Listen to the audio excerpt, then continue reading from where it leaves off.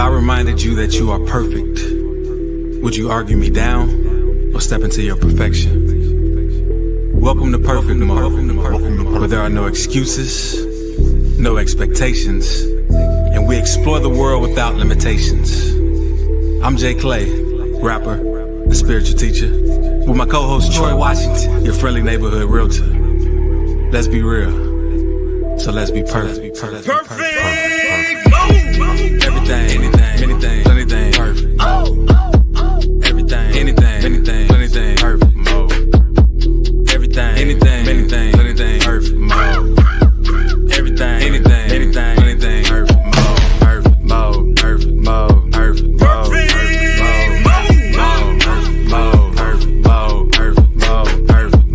Everything, anything, perfect mode. Perfect mode, everything, anything, perfect mode.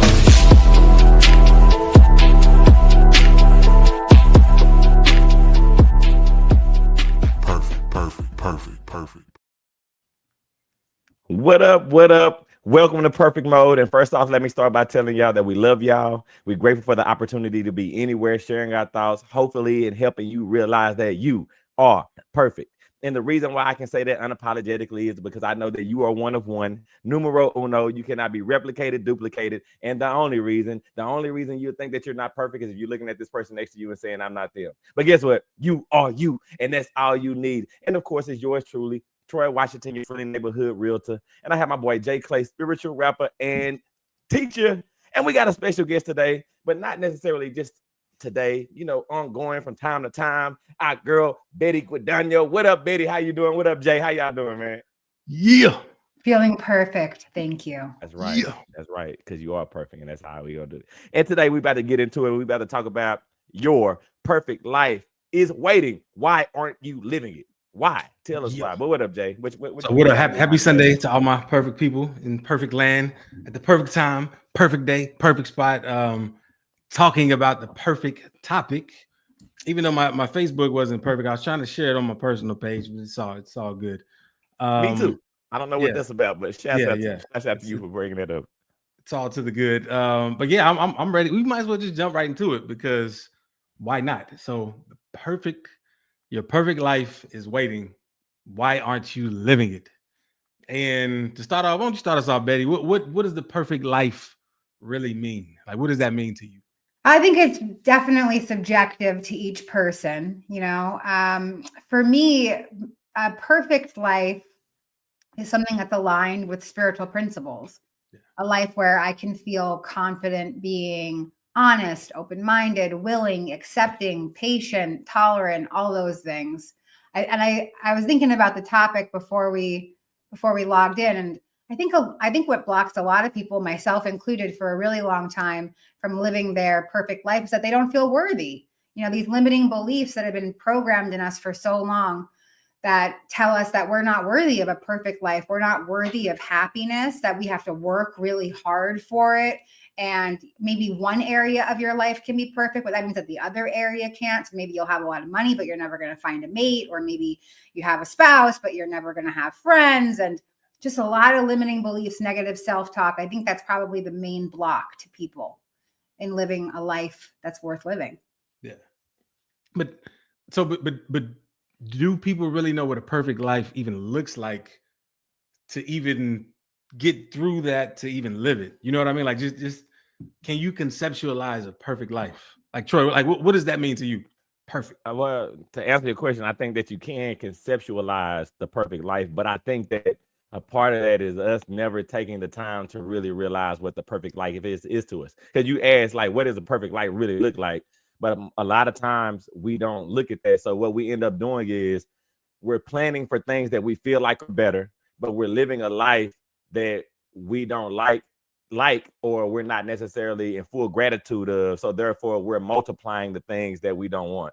And so I just think that conceptualizing it is definitely a thing, but a part of that is taking the time out to really realize what that looks like. And that's something that I know that we don't do because time is always of the essence in everything that most people do around me. So it sounds like, kind of just to combine what y'all are saying, is you're so busy living life, you are taking the steps to make it more perfect, but it's kind of like fear-based steps. Like you're more so trying to get out of the situation than to get into a situation that you like. Is that fair to say?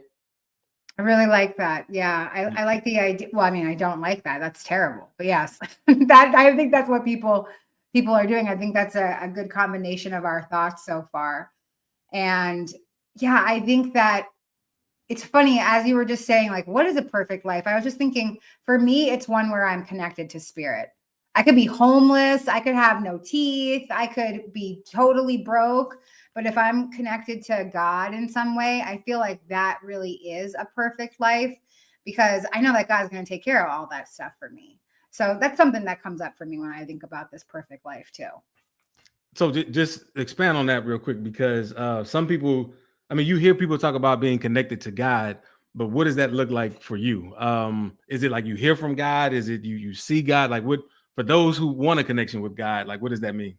Yeah, so I'm a teacher and a student of A Course in Miracles, and right now I'm redoing the workbook lessons. There's one for every day of the year, so I'm really in this kind of God-centered thinking right now. And for me, it's just that God is in everything. God is in every single fiber of every molecule and atom in Earth. And I can't spend all day in that awareness, because like I'm human, and so my mind jumps around from space to space. But I have these practice periods that I set aside each day to consciously connect to spirit. And that can look like anything. It could be like, I see a homeless person on the street and I go, I see the God in that person, because I see their spirit. Or it can be, like a piece of fruit that I'm eating. Wow, I see God in this, because it's nature and it's making me healthy and happy and fed. I think, my conception of God changes all the time. But right now I'm in this space where I'm like, God is in everything. I don't know what anything is for. God is everything. God is all. I mean, I personally think that is a part of the key of realizing what your perfect life is, man. And the reason why I say that is because I remember a time where I literally thought to myself, I want to have the perfect life. And what does that look like? Now, again, I'm not saying that I did the deep dive that I'm suggesting today, but at this time of less knowledge, younger, my thought process was, okay, my perfect life would be me not needing anything, which is still, if I think about it today, ideal, right? But the I guess the catch in it at the time was me feeling like in order for me to have the perfect life, I didn't want to have or need or want for anything. The reality of it was I didn't have, want, or need for anything at the time, but I tricked myself into believing that I did have, need, and want specific things. And I think that's the catch-22 here for myself specifically. But I agree with you. At the time when I was saying specifically to not want, have, or need for anything, if I was able to take the time out to appreciate everything as it was, saying whether it be that's God in that or that's not neither good nor bad, it would have changed the dynamic of me, of the place that I was actually in the moment. It would have made me realize that I didn't have anything else to do in order to accomplish what it was that I was trying to do. Yeah. So, okay. Does resistance play a role in this? Like, how do I say this? Because sometimes you don't know what your perfect life is like, but then you encounter something that you don't want for sure. But also you encounter something that could be improved, which like in helping that can lead to your perfect life. Like, so Betty, how would you handle resistance? Like, if you know what you want, but you're getting resistance to it, or it seems like you're getting resistance to it. Yeah, I choke it out. No, I mean, so resistance is going to come up no matter what, because it's you're aiming for something different. So our brains are programmed. We have these neural pathways that we're in a loop all the time. Like, this is life. Something that's coming up while you guys are talking, I'm thinking about the fact that a lot of people are in survival mode. They don't even know what living life is, let alone living your perfect life. They're just trying to get out of survival mode. They're like hanging out down here on the bottom of the scale of consciousness, and fear and grief and lack and loss. And I think part of the human experience is to climb out of that, to come into states of acceptance and willingness and tolerance, and then come up to peace and joy and unconditional love and really climb that scale of consciousness. When resistance pops up, for me, I have to remind myself to spiritually surrender. Every day I do that because I'm an addict in recovery. And so every day I surrender to my drug addiction. Not only that, but I also surrender to my defects of character. Like I'm super judgmental. I'm really defensive. I can get controlling. So every morning I make a point to surrender to resistance, because that is my resistance throughout the day that keeps me from attaining my perfect life. Now, I don't always make it all the way throughout the day. Most of the time, I only make it about 30 minutes into the day in a state of surrender with most of those things. But with resistance must come surrender. I can't fight the current of the stream. I have to just like float like a fish and just go down the stream on my back. Yeah, that's powerful. Because everybody doesn't want to surrender. Like surrendering sounds like you're giving up. It sounds like you failed. It sounds like you're losing control, which in a sense you are, but that's kind of the purpose, because that control is what's causing the non-perfection in a sense, because you're trying to control everything. I want to control the weather. I want to control this person over here. You got to do this. My job has to be like this, or my income has to look like this. And it's almost impossible to be happy holding on to all of those conditions. Yeah, I think too. Just go ahead. No, go ahead, Betty. Please go ahead. I insist. No. I insist, girl. You go ahead and get that. I was gonna say my mentor and we've been working on conceptualizing the difference between self-will and God's will. And she said something really smart to me the other day, and I'm sure I'm gonna butcher it, but it was something like, everything is God's will. Every situation that happens in our life is God's will. Self-will is your resistance to God's will. So, it's my lack of acceptance. I don't have acceptance to what God's will is in this moment because I think it's supposed to look a different way. And so that's how I create resistance. So to piggyback on that, and I'm glad I shut up and let you finish. And I know I said you got a girl, but I mean you got a woman. But I'll say this I think a part of this is realizing that you're being resistant, because a lot of times you are in a resistant state and you don't even realize that that's what you're doing. And then I think, again, another piece to it is a lot of the resistance comes. Okay, so first of all, I'm in 100% agreement of everything is God's will, right? I want to say that. I want to make sure that we clear that, right?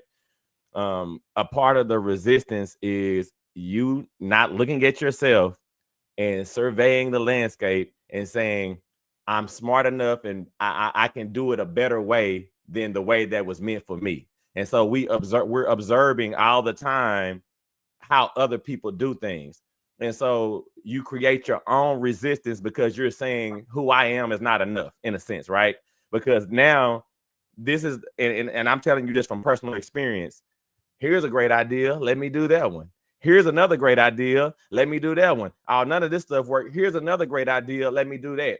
All the while being resistant to taking the time to say, well, what is your true idea? Not something that you're regurgitating or replicating. What did God put in you? Because his will is in you, but you're just not allowing that to be, because you continue to be resistant to what's inside and seek outside. So I think that, again, being attuned to the public and people and our outside environment is a big culprit of where the resistance comes from. And then it's all self-imposed, but that's just me. Yeah, and in that too, like, so, okay, this might, well, I'm just going to say it. Okay. In many ways, we empower God. Well, let me put it like this. We empower how much God can influence our life that we consciously allow. I'll put it like that. Because we might say, I can figure this out myself. I can do this. I don't need your help. And then, God is probably like, all right, go ahead. You're still going to be safe no matter what. You're still my child. I still love you no matter what. And many times too, people don't really trust God as much as they say they do, because as soon as something doesn't go according to how they would want it to go, even though in the roundabout way, they probably asked for this to happen, they're ready to panic. They're ready to add to that resistance. And that's why I love what Betty said, that your mentor pointed out to you, that self-will is the resistance to God's will. And it's a reminder too that just by saying God's will is everything, what we want, God ultimately wants.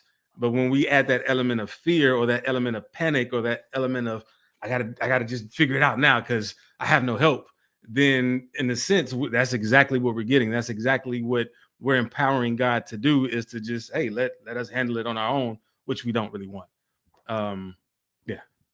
Yeah, I think okay, a couple of things are coming up for me. It's so funny because I just had this conversation, like this whole conversation with my mentor the other day. And one of the questions that came up was, have you ever prayed for something and then been like, oh wait, no. Like, have you ever prayed for something, gotten it, and then been like, oh shit, no, I can't handle this. This is too much. And then we were going over the examples of all the time that's happened, how many times that's happened in our life. And I think that's something that blocks people from experiencing their perfect life, their happiest life, is that they lack vision. They're not actually clear on what it is that they desire, and because they don't have a clear vision, and they think that they're limited by reality, right? So I've worked with people who, when I say, let's talk about goals, give me short-term goals, long-term goals, what is it? And they're like, I want a partner. I want them to have at least a little bit of hair and like a manageable stomach that I won't be super grossed out by. And I'm like, what is this? This is like the vision that you have for your future. We're talking about goals. Like the sky is the limit. What is it? And when it comes to something like abundance, like financial security, they're like, I want to at least have $5,000 in savings. And I'm like, no, we're dreaming big. Like reality is not a limit. Like, let's get really big. Your perfect life is waiting. What does perfection look like? Let's go super big. And to me, that's the exact point that I mean when I say that we're not taking enough time to realize what our perfect life is. Like, you're talking about sitting down with somebody, going through goals, and a part of that process is I have to stop, give myself the proper credit. Because again, a part of this is saying when you're doing this and you're not shooting for the stars, you're in a sense limiting who you are. You're basically saying, I'm not capable of this, and this. And so if I don't believe that I'm capable of something, I don't even know what tools I have, then trying to really sit down and identify what the perfect life to me is never going to be real, because I don't even realize how far I can go. What I'm essentially doing is I'm what do they call it? Settling. I'm making settling statements for myself, and it's not because it's the perfect life. It's just because what I feel like I can do. And again, go ahead, Jay. But no, I was gonna say let's unpack that. Let's talk about that because I love. We're pretty much talking about the myth of reality, because, like you said, a lot of people would say, I want $1 billion, but in reality, I'll settle for 50,000, or I want this perfect mate, but in reality, I'll just have this person that checks 2 boxes, and then I'm all right. And like you said, like, not only are you limiting yourself, you're limiting what you think is possible. You're limiting what you think God can do for you in your life. And so you're pushing yourself away from it. So I kind of want to talk about reality, and I kind of know your thoughts, but I want you to share with the audience about, is it this fixed thing? Can it be changed? Is there evidence for it that it can? Just anything you can share about reality. Go ahead, Betty. Yeah, reality is, there's a reality with a capital R. That's our heaven-like state. That's our spirit. And then there's this reality that we live inside of, this 3D reality. And I think that for a lot of us, we come here to earth to learn how to manipulate energy. This is like when you come into spiritual awareness and you find out about manifesting and the law of attraction, the law of assumption, and all of these kind of esoteric teachings. We come here to learn how to manipulate our idea of reality. Listen to me. When you close your eyes and you go to sleep, you create a whole world with your eyes closed. You're doing the same thing with your eyes open. This can be manipulated here. It can be changed. But you're up against a pretty big opponent in this game of reality. And that opponent is your thought system, your limiting beliefs, the pre-programming that's been instilled in you since you were a small child. Think about this. When you were a little kid, your parents would ask you, like, what do you want to be when you grow up? And you're like, I want to be a doctor and a lawyer. I want to be a ballerina and a baseball player. And your parents were like, you can absolutely do that. You can do anything that you want. start to get a little bit older, right? You enter high school, your parents ask you again, what do you want to be when you grow up? And you say, oh, I'm still trying to be a baseball player. And they go, well, that's ridiculous. You can't be a baseball player. You have to do something safe. Play it safe. Be an accountant, right? Accountants make good money. There's job security. And all of a sudden your dream is completely smashed. And it's just a million broken pieces on the ground. And it's up to you at some point in your life to say, you know what? That doesn't work for me. I don't need to go this safe route. I want to play it big. I came to Earth to be a spirit, having a human experience, and I'm going to play it as big as I possibly can. And smashing those old belief systems is actually the funnest part of the Earth experience once you come into spiritual awareness, in my opinion. Yeah, and I guess I'll just simply say that, you know, all the clues are always there. And what I mean by that is everybody that we hold in high regard as a majority in the world are people who decided that the reality of what they saw was not the true reality that they wanted to live. And so all the things that we get to witness and marvel and be a part of is all because of what I would just call originality. You know, it wasn't a reality, it was originality.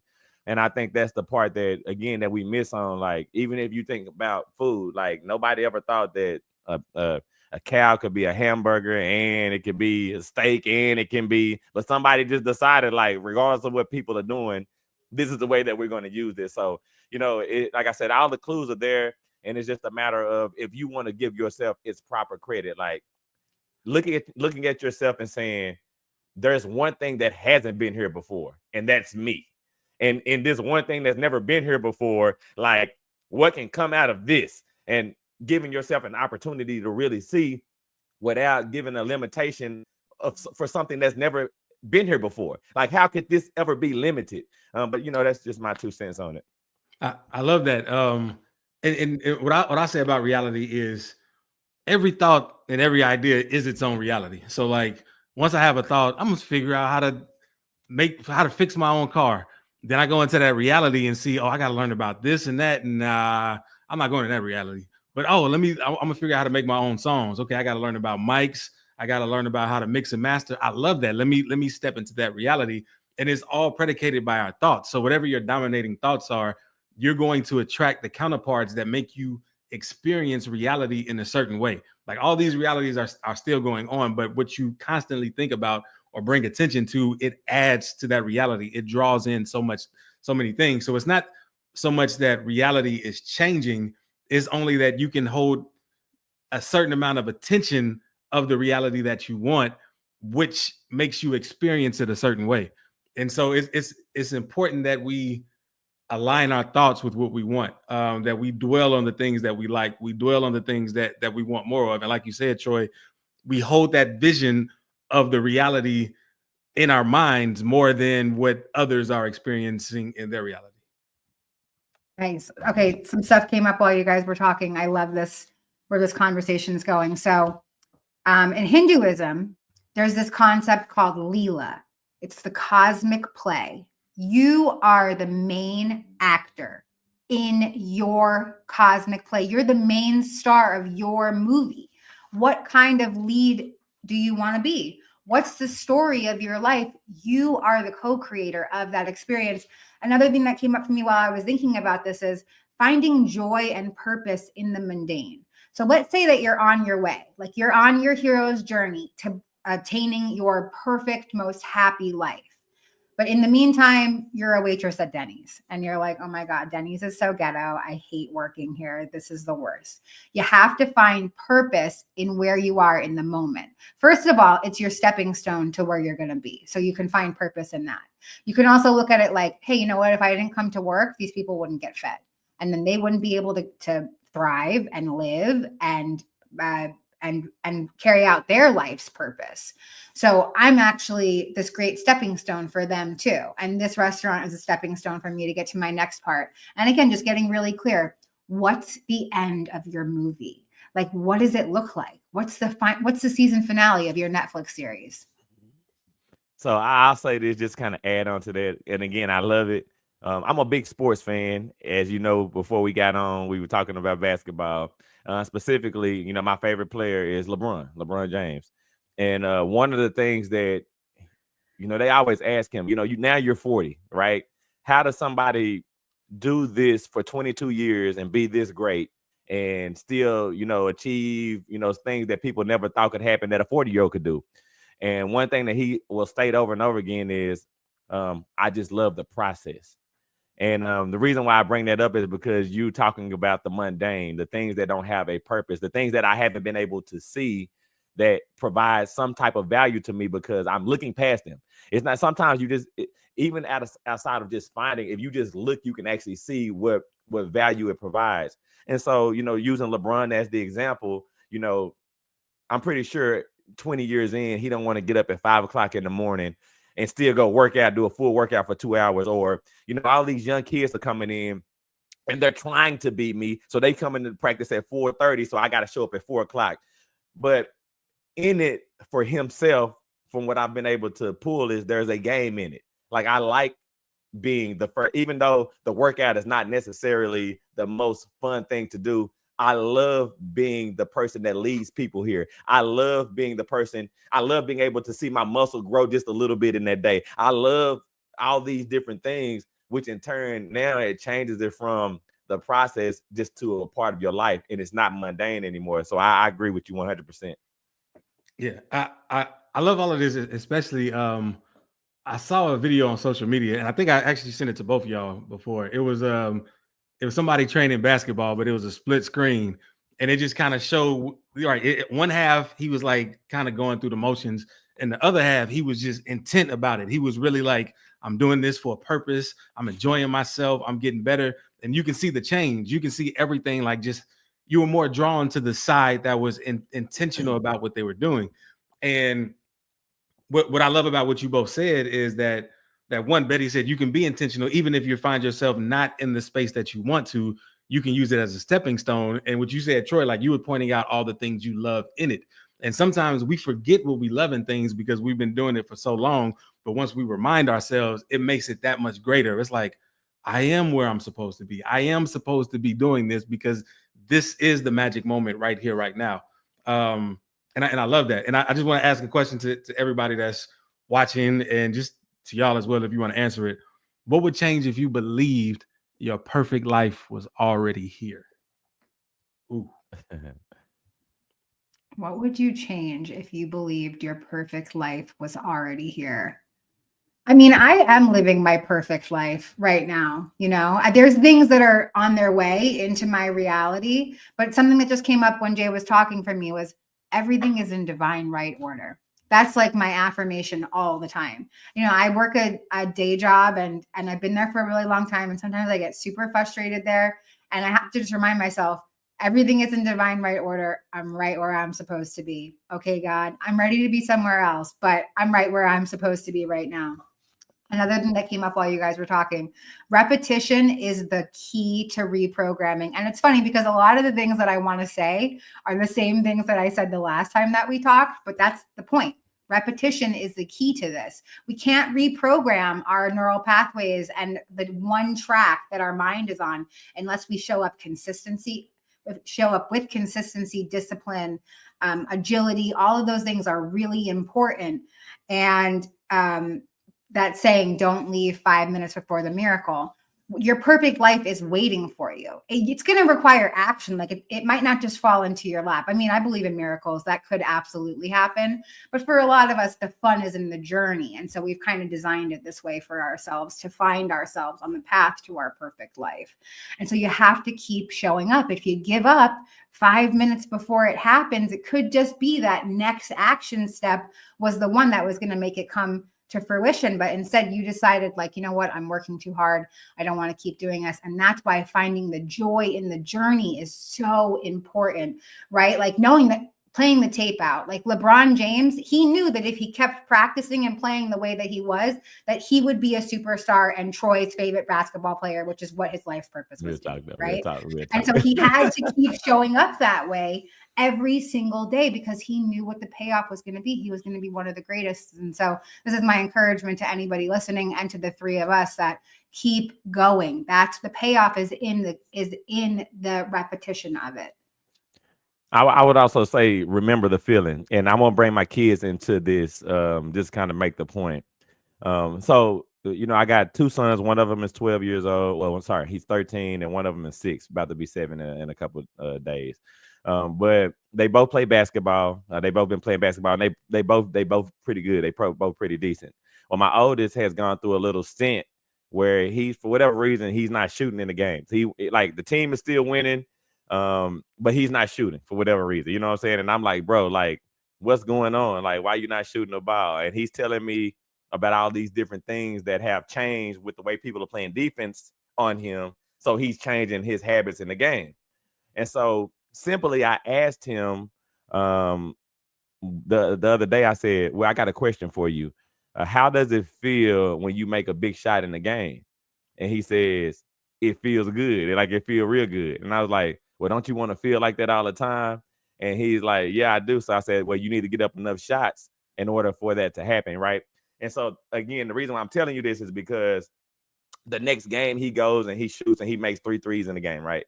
And so, you know, he got the feeling back, but a part of that was the visualization piece and him seeing and remembering how it felt for it to happen. And that's a reminder for us as well. Like, we experience things, and a lot of times, because it is repetitive or, you know, it's been normalized, we forget how it feels. We don't remember that we're seeking that out. And I think that's a big part of it. And one other thing I want to tell you about the visualization piece as well. Now, my 6-year-old and my 13-year-old, they're two different kind of players, but they also appreciate the game different kinds of ways. My 6-year-old is playing basketball all day, whether he's playing in the game or not. And he's always in the room. 3, 2, 1, boom. Outside, 3, 2, 1. He's always last minute shot. I'm going to get it. And funny enough, in the game, like, literally probably once every 2 weeks, he's always being able to take a last minute shot. Now, if you play basketball, you know it's the likelihood of you getting the ball at the end of the game for the last minute shot is something that it's a rare occasion, right? Somebody gets it, but it's not, you know. But go ahead, Jay. So what I was going to say before you told that second story, which is on par with it, is what if we're looking at practice all wrong? And what I mean is, like, when we think of practice, I need to practice so I can get better. I need to practice so that when that moment comes, I'll be ready, or I can prepare myself for whatever moment. But what if practice is you're just practicing the moment all the time? Like, you see the moment, you're in the moment, and practice is actually practicing that moment. That changes everything. Like that, like you want to go practice being who you want to be right now. Go ahead. So again, to that point, that's what Brody, again, and I'm not talking about anything that has anything to do with me. He's just on a mini hoop in the room and he's doing this. He is practicing that moment over and over again. But the thing to that is the greatest basketball players, and I'm going to use Kobe Bryant as the person that I'm going to talk about now. They say Kobe Bryant will show up to the gym and he will go to one spot, just one, the elbow or the free throw, like wherever it's going to be. And today he will work on that spot for 8 hours. Just in the same spot over and over again. And that's the reason why when you see him in the game, he won't just shoot from anywhere, but he can get to that spot anytime he wants to. And he's going to, his chance of making it is highly likely in comparison because he loves that spot. He's mastered that spot, the repetition in that spot. And not only that, he believes and feels that no matter what, every time he's in this spot is his. And so I think that you have a point with that, but go ahead. I'm going to share something that's coming up for me, right? Because I'm a person who's experienced like a very big transformation in my life. I used to be hopeless, homeless, toothless, a mess, hot mess. I believe it. You know what? I didn't even know what it meant to like dream a big dream. I didn't even know that I was allowed to have a happy life. And so I just want to point that out too. And one of the things that came into my awareness when I just, enough was enough, and I had to start thinking another way because like the universe was, pushing me to, was that I didn't know how to pull on a happy feeling because I didn't have any. I couldn't find any.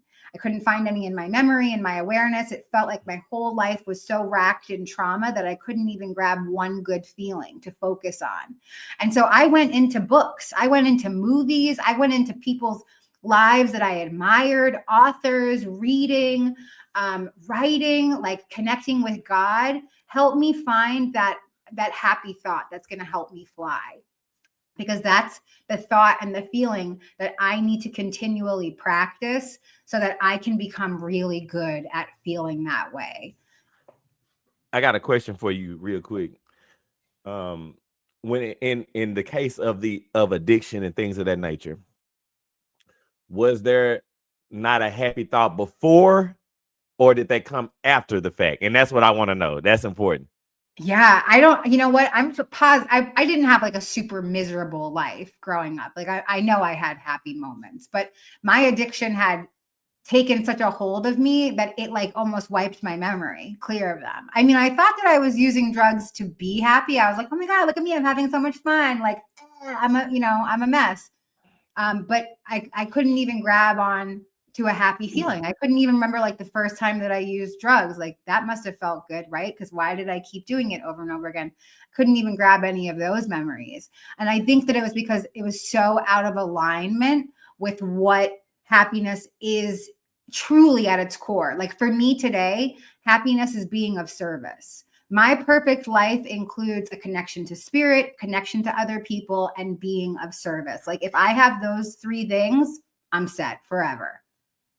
So super dope. And I'm gonna tell you the reason why I asked you that specifically is because I always think about my kids and all things that I do, right?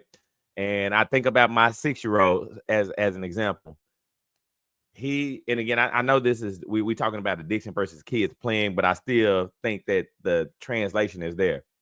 He's a kid whose dad has never been to the NBA. Right? I am not the NBA. Nor does he have anybody in his family that's ever been to the NBA. Nor does he have any direct relationships with anybody that's been in the NBA.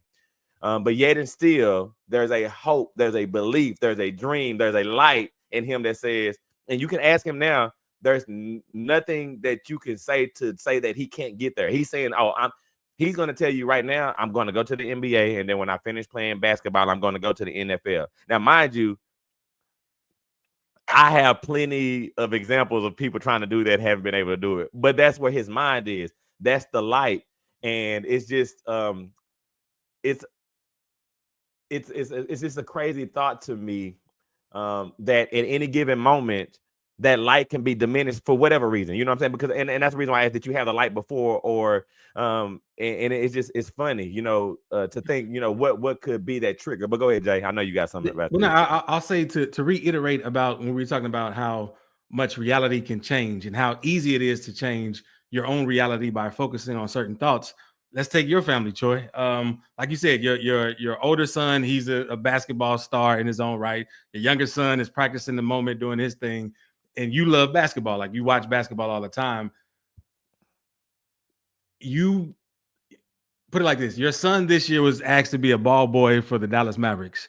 Right. And every time he does that, you all get free entry to a game. So it's like you have home season tickets. And what's amazing about that is like each of you together manifested that, like, because everybody gets to benefit from that, from your oldest son being a ball boy. And it's like, so now you have some kind of like you can taste the NBA even more because it's like, oh, it's right there. I can see that. I can see it. And it's cool how that all happens. Like you couldn't have planned for that. You couldn't have said, hey, I want him to be a ball boy. You probably said, oh, I want season tickets or I want to watch more games, but it's just cool how easily that transformed.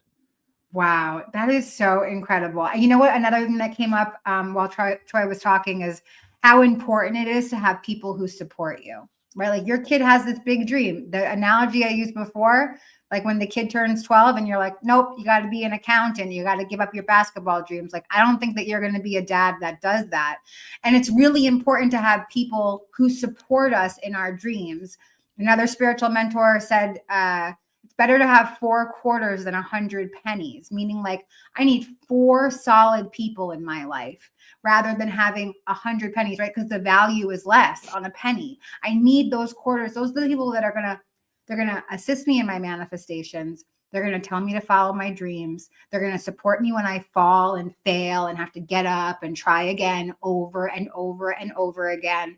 And I think that there's something there as well. You know, like if you don't have that in your life, that's another thing that you can seek out. If that's something that you think will add value to this perfect life that's waiting for you, then make sure that you set intention to find those people because they're out there. They're waiting to support you. And so Napoleon Hill, like a renowned author, and he talks about success, law of success, all that good stuff, Think and Grow Rich. He talks about having a round table in your imagination. Like you can bring anybody in that you want, dead or alive. They can be living right now, but just in your imagination. And I've done this exercise, and I might not do the round table now, but from time to time, I will communicate with someone, and it helps. Like it's like you're getting that knowledge and that wisdom of that person. So, and I say that to say, even if somebody's in a position where they don't have access to certain people yet, to those quarters yet, you can still do these mental exercises where it's just like likely the same thing, and then going to attract the physical counterpart of it. And I agree with both of y'all, and I'm going to raise Betty her 4 quarters to say $1 silver, right? And the reason why I'm going to say $1 silver to the point that JClay said, and it's the simple fact of somewhere along this journey, the self-sustainability has to grow. You have to like we talked about the kids and having a support system to help, I guess, build that the kids up. But there's a kid inside of you, right? That same kid that's inside of you, and they're looking for somebody to fully support them. And that's the reason why I like the thought of the self-sustainability. And, you know, JClay's point in saying I might not have the 4 quarters. And a part of the reason why I might not have the 4 quarters is because I haven't been able to self-sustain myself so that way I can get the right 4 quarters around me. I could just imagine, Betty, and again, I don't know. I'm just imagining where you were. Now, mind you, I grew up in the hood, so I grew up around the life, right? But in my imagination, I don't think that you would have wanted your 4 quarters to be people that were sitting next to you at the moment, right? I mean, you know what I'm saying? And so I think that a part of it is the silver dollar mentality is saying, okay, you know what? I don't have these external sources or people or resources around me. But guess what I do have? I do have Henry Ford. I do have whoever. I have Oprah. I do have, you know, I do have LeBron. Okay, what would they do? And the craziest thing about this, even me thinking it out, right?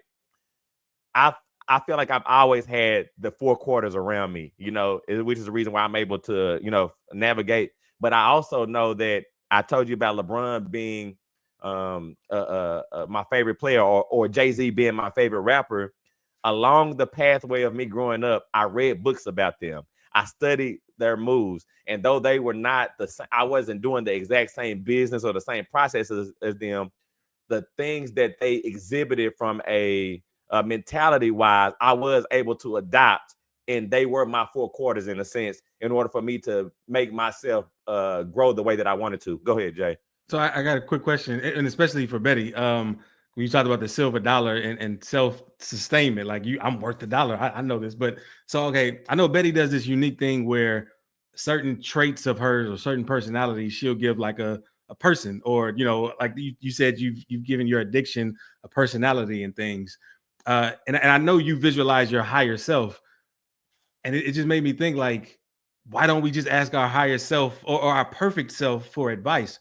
And I wanted to know, Betty, has that been something that you've done before? Yeah, definitely. You know what came up for me with this whole silver dollar analogy? That who made the silver dollar? Like that's another component of this. Like where did this coin come from? Right? Like let's not forget God in all of this. Like let's not forget that the universe is conspiring in our favor through all of that too.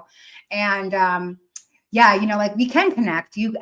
Anybody can do this, and you just have to be open-minded enough to allow it in. And again, there's a lot of limiting beliefs, right? We've been programmed our whole life to think that somebody else needs to connect to spirit for us.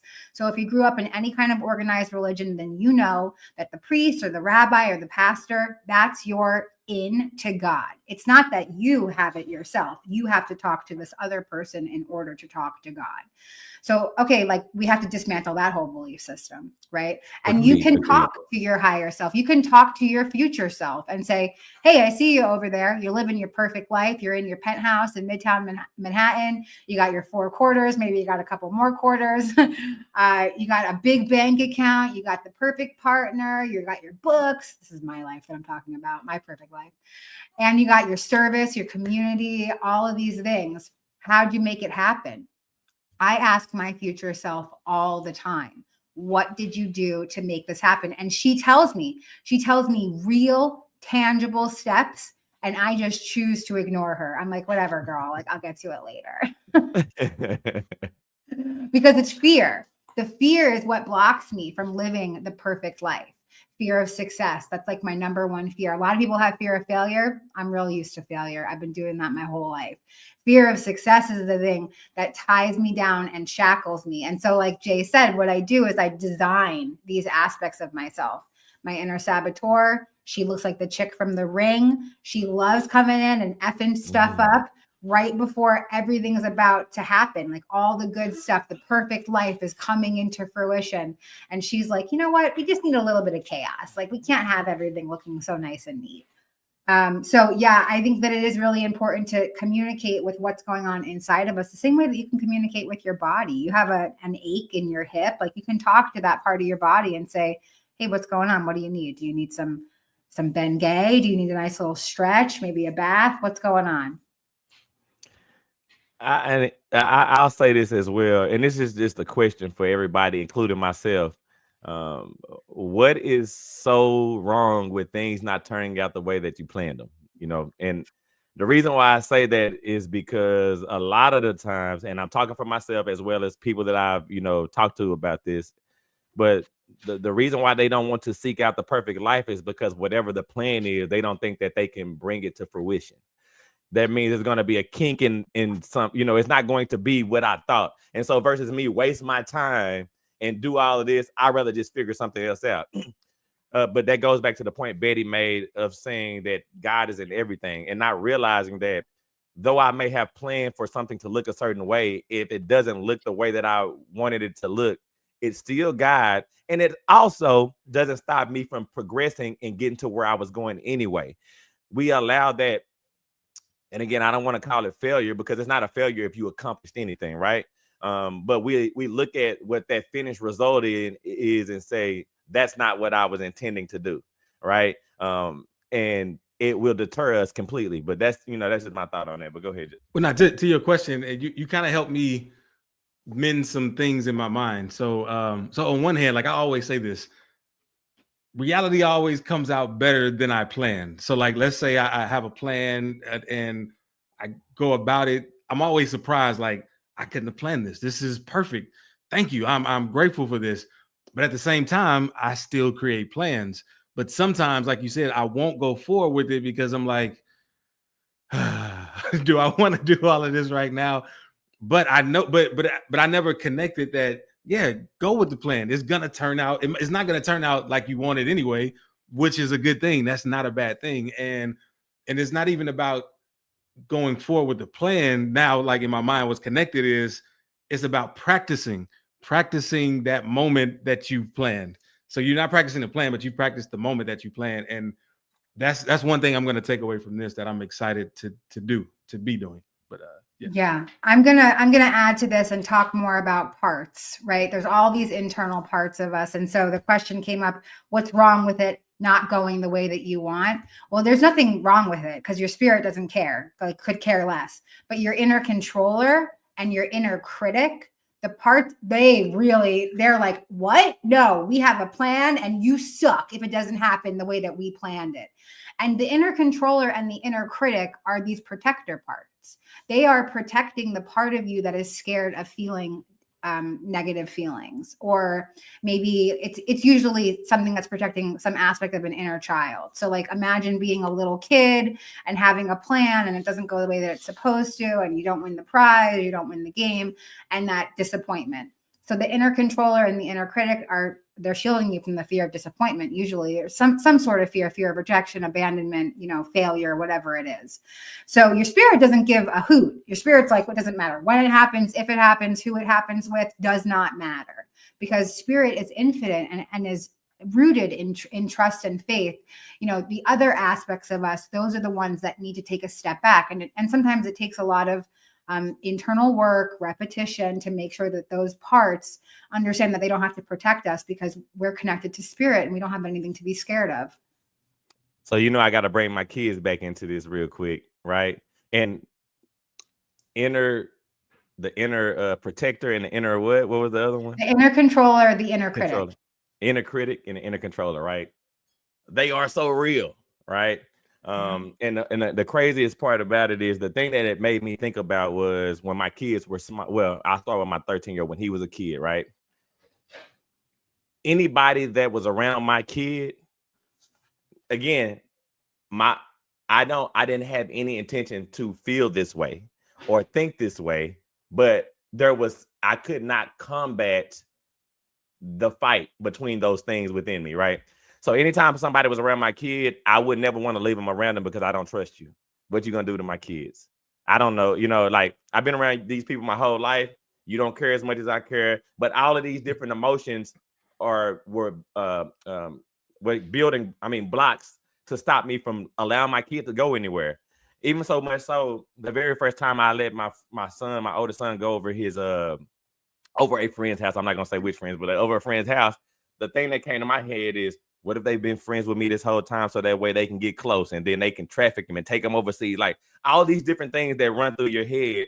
And then, but my point in saying it is, those things don't change. You have to consciously work on them. You have to tell yourself that, you know what, maybe I am allowing outside sources or information to come in and dictate my true feelings and direct me in a certain way. And I just think I just remember getting past that process. I remember being able to be free with my second kid. And again, that doesn't mean that I don't have parent intuition. And if somebody is a pedophile, I'm gonna let my kid go with them. But nonetheless, just being able to work through that is really a thing. But go ahead.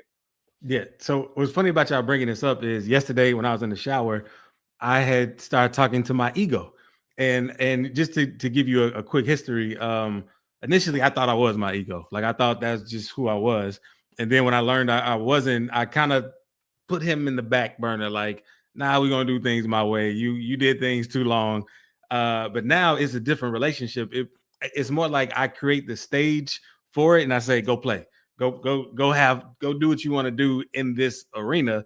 But don't go, past this line. And I think that's similar to what you're saying about different parts of like your inner critic and inner controller, is if you allow them to be who they are, in a controlled setting. Because again, you don't want them to just try to take control of everything, because you can't. But it changes things. Like I felt more connected to myself when I was doing that, and I loved how my relationship changed with myself. Like it's so cool to think about. But it's a beautiful thing. Yeah. So there's a bunch of techniques in order to, because we can't like kill the controller or the critic. Like they serve purposes inside of our lives. Yeah. We can't take them out. So like you can offer them a new role, because they're going to be there no matter what. They're literally a part of you.